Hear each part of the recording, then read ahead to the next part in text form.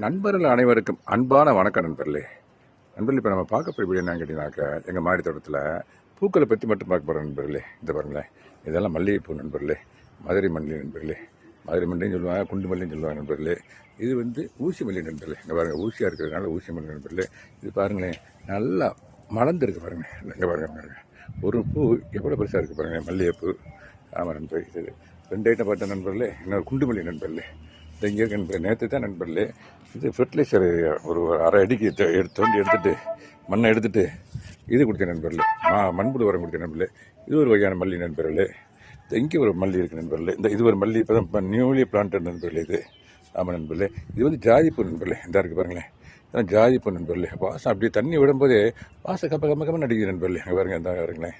அப்புறம் நண்பர்களே, இது ஒரு அரிய வகை மலர் நண்பர்களே. அதாவது கனகாம்பரம் சொல்லுவோம் பார்த்தீங்களா, கனகாம்பரம். இதெல்லாம் பார்க்கவே முடியாது, மார்க்கெட்லேயே பார்க்க முடியாது நண்பர்களே.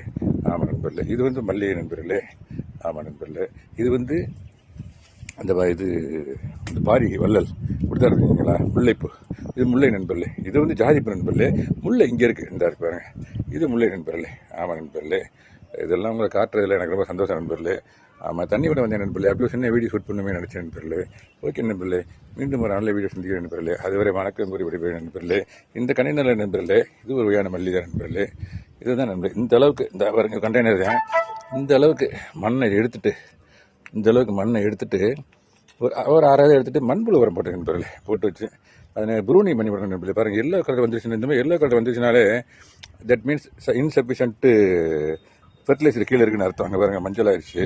அதனால் எடுத்து விட்டுட்டு மண்புழு உரம் போட்டுருக்கேன் நண்பர்களே. இது என்ன பண்ணணும், இது அப்படியே ப்ரூனி பண்ணி விடணும் நண்பர்களே. கட் பண்ணி விடணும் நண்பர்களே. கட் பண்ணி விட்டோம்னா சூப்பராக வரும் நண்பர்களே.